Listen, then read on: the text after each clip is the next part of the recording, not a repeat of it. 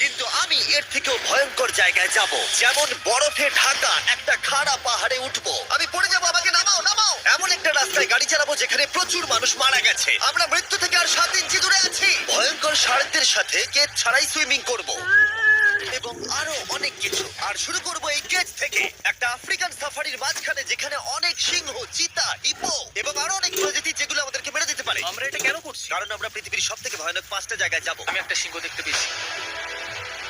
ও মাই god, এটা আমরা কেন করছি? আর যাতে সিংহরা আমাদের কাছাকাছি আসে তাই আমি অনেক মাংস এনেছি। এবং কেজের চারপাশেও ঝুলিয়ে দেব। ভাই, আমরা বেঁচে ফিরবো তো? কিন্তু আসলে যে কারণে এই জায়গাটা বেশি ভয়ঙ্কর সেটা হলো সূর্য ডুবে যাবার পরে আমরা দেখতে পাই না, কিন্তু ওরা দেখতে পায়।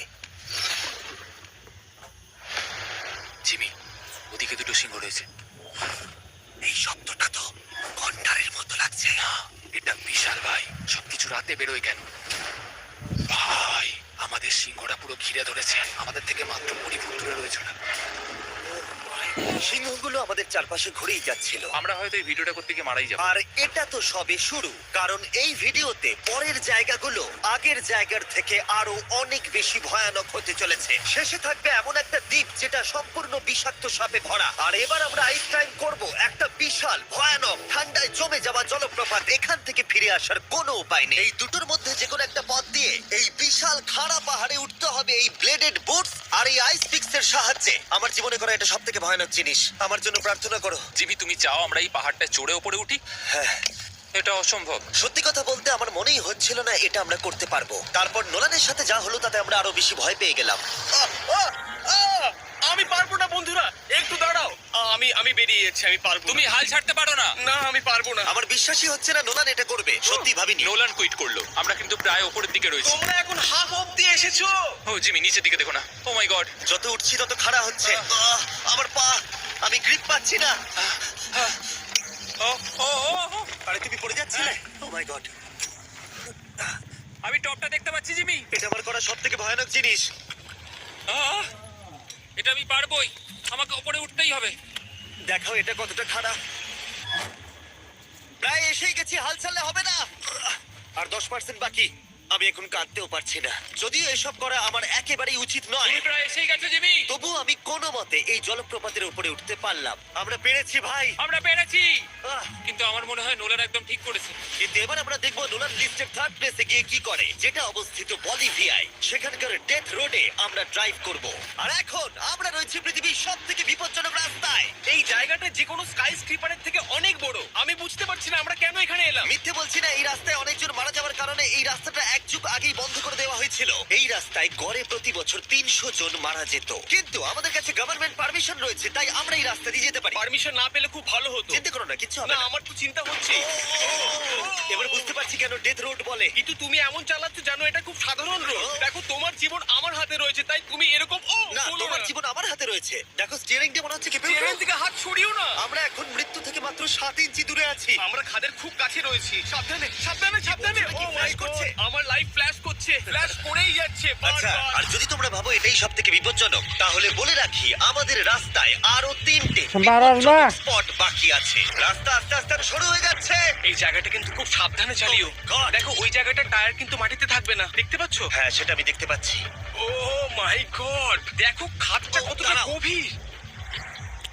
নোলান, তুমি কি একটু গাইড করতে পারবে? অবশ্যই, গাড়ি থেকে নামতে পারলে খুবই খুশি হব। ও দেখো পড়ে যেও না ভাই। এটা কি? একবার দেখো খাতটা কতটা গভীর। সত্যি অনেক গভীর। এখান থেকে একটা হ্যাঁ, waterfall এখান থেকে সোজা আমাকে বার নিচে করো। যাচ্ছে। ঠিক আছে। এটা তো পাগলামো ভাই।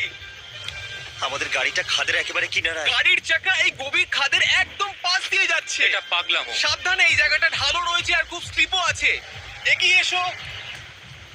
নোলান, তুমি একেবারেই ডিরেকশন দিতে পারো না। আসলে আমি এখন চেষ্টা করছি গাড়ি থেকে বাইরে থাকার। অত ভালো ডিরেকশন আমি দিতে পারি না। তুমি ভিতরে ঢুকে পড়ো, কিচ্ছু পারছো না তুমি। ঠিক আছে। তাড়াতাড়ি বসো, এবার আমি স্পিড তুলবো। নোলান, তুমি কি জানো এই রাইডে কি করলে বেশি মজা হবে? কি?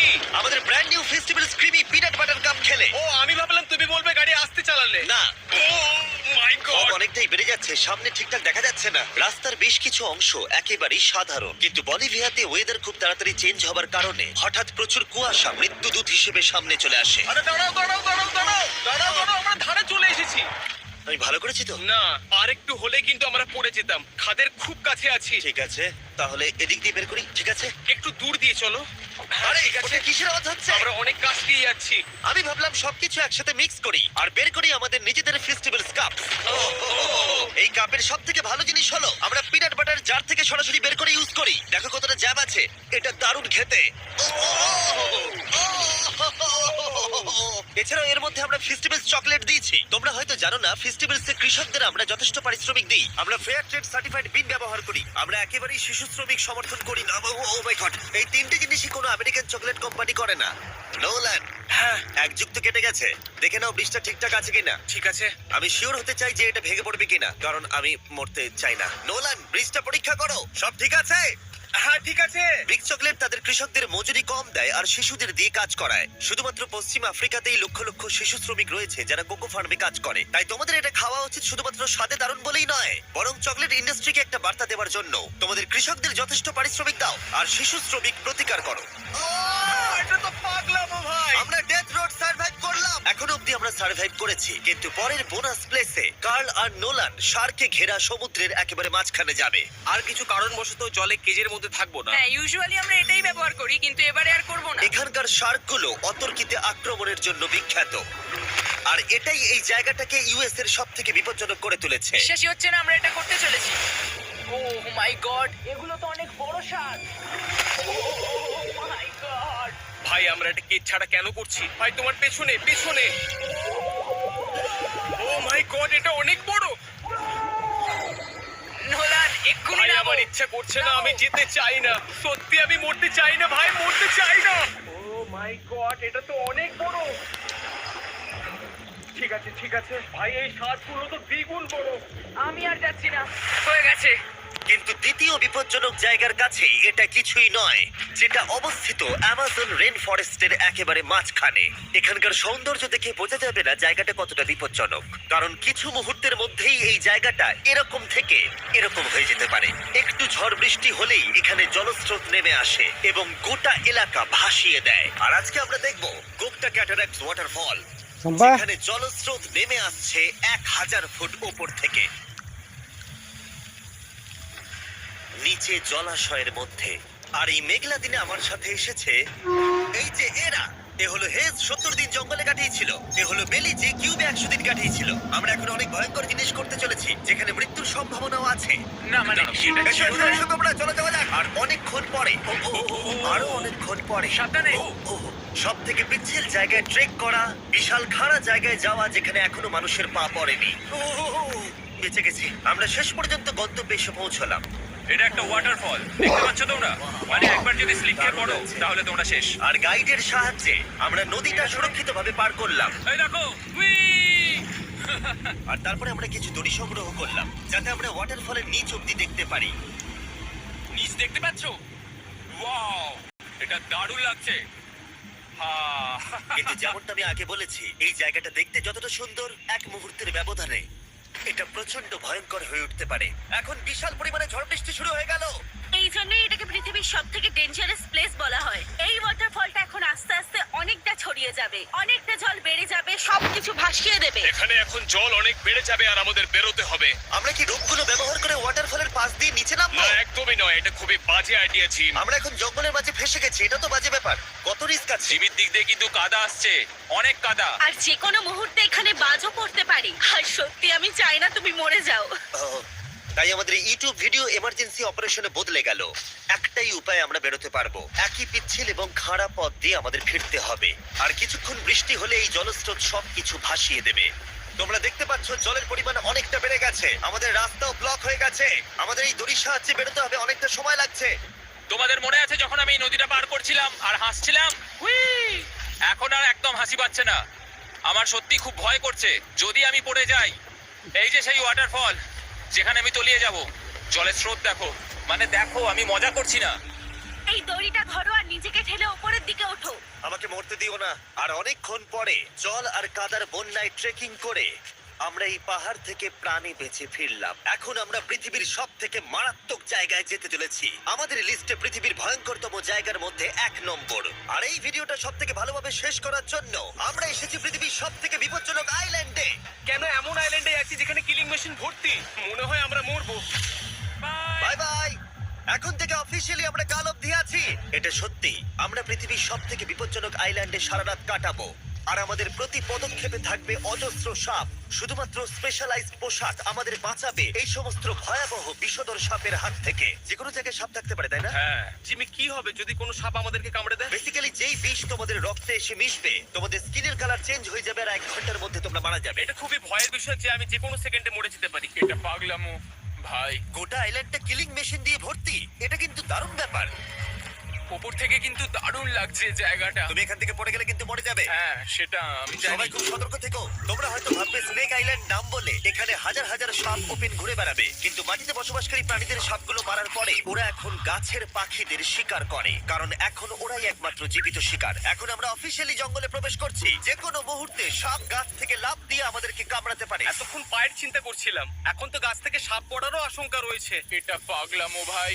ও ও ও, এখানে একটা আছে, আমার মুখের সামনে ছিল। এই সমস্ত সাপেদের ধরে বিজ্ঞানীরা তাদের বিষ বের করবে, আর সেটা দিয়ে তারা অ্যান্টি ভেনম তৈরি করবে। তারা ওটা বিষধর। হচ্ছে এই সম্ভব? তার মানে ওটা আমায় কামড়ালে আমি মরে যাব। হ্যাঁ ও, ও, ও, ও, ভালো করে কিন্তু ধরে রাখবে। এটা একটা বাচ্চা। ও না না, হ্যাঁ এ তো হারিয়ে গেল। তুমি এটাকে ফেলে দিলে। না পালিয়ে গেল। এটা পালিয়ে গেল। কিন্তু তুমি হ্যাঁ মানুষটা সাপটাকে এমন ভাবে ফেললো যেন আমি আমার ফোন ফেলেছি। এসো। যত আমরা জঙ্গলের গভীরে ঢুকছি, ঝোপঝাড়গুলো খুব ঘন, আমি আমার সামনে 2 ফুটও দেখতে পাচ্ছি না। যে কোনো জায়গায় সাপ থাকতে পারে। আরো বেশি সাপ দেখতে পাচ্ছি। এখানে একটা ও, ও, ও, আর ওখানে জল একটা। এবার কিন্তু ছাড়বে না, ঠিক এখানে আছে? খাওয়া দেয় ঠিক আছে। তাড়াতাড়ি ভিতরে ঢুকিয়ে দাও। এই সাপের বিষ কতজন মানুষের জীবন বাঁচাতে পারে? প্রায় 1000 জনের। ও, এটা তো অসাধারণ। সারা বিশ্বের যত অ্যান্টিভেনম পাওয়া যায় তার 90% ব্রাজিল থেকেই পাওয়া যায়। তার মানে হলো যতগুলো সাপ আমরা ধরবো তত হাজার মানুষের জীবন বাঁচবে। জিমি ওখানে আরেকটা সাপ রয়েছে। ও মাই গড, এটা তো বিশাল। আমরা অনেক খুঁজে পাচ্ছি, ওরা বাইরের দিকে তাই আসছে। দিনের বাকিটা সময় আমরা এই বিষাক্ত সাপগুলোকে ধরতে সাহায্য করলাম। এমনকি আমরা বিজ্ঞানীদের রিসার্চেও সাহায্য করলাম। দেখো, এই সাপটা মাটি থেকে 15 ফুট উপরে রয়েছে, আর সায়েন্টিস্টরা আমাদের গাছটাকে নাড়াতে বললো যাতে এটা নিচে পড়ে যায়। এই গাছগুলোর নিচে আমি কখনোই ক্যাম্পিং করব না। ও তো একটুও নড়ছে না। অনেকগুলো জীবন বাঁচাতে হলে আমাদের অ্যান্টিভেনম দরকার। অন্ধকার ঘন হয়ে এলে আমরা সার্ভাইভ করার দিকে মন দিলাম। এবার ক্যাম্পিং এর সময়। ক্যাম্প সেটআপ হয়ে গেল, যদিও আমি সত্যিই জানি না এই ক্যাম্পগুলো স্নেক প্রুফ কিনা। আমরা এখন ঘুমোবো সাপেদের মাঝে। একটু ভয় লাগছে। এখন আমরা ঘুমোবো আর আশা করব আমাদের টেন্টে কোনো সাপ ঢুকে পড়বে না। খুবই ভয় লাগছে। আমি বাড়িতে গিয়ে শান্তিতে ঘুমোতে চাই। তাই আমাদের মনে একটাই চিন্তা ঘুরপাক খাচ্ছিল, যত তাড়াতাড়ি সম্ভব এখান থেকে বেরোতে হবে। আমি শুধু বাড়ি যেতে চাই। একটা বিশাল আইস মাউন্টেনে ওঠা থেকে শুরু করে এমন রাস্তায় ড্রাইভ করা যেখান থেকে 1000 ফুট নিচে পড়ে যাওয়ার সম্ভাবনা আছে, শার্কে ঘেরা সমুদ্রের মাঝে সাঁতার কাটা কোনো কেদ ছাড়াই, এবং সবার শেষে আমরা স্নেক আইল্যান্ড সার্ভাইভ করেছি এবং কেউ মরেনি। দেখার জন্য ধন্যবাদ। তোমরা আমার brand new festival creamy peanut butter cup খেও এই রিটেলার গুলোতে পাওয়া যাচ্ছে। আমি চকলেট ইন্ডাস্ট্রিকে একটা বার্তা দিতে চাই, চকলেটের উৎপাদনকে সুরক্ষিত করো। ব্যাংকের কিউআর কোড স্ক্যান করে শিখে নাও কিভাবে বিস্ট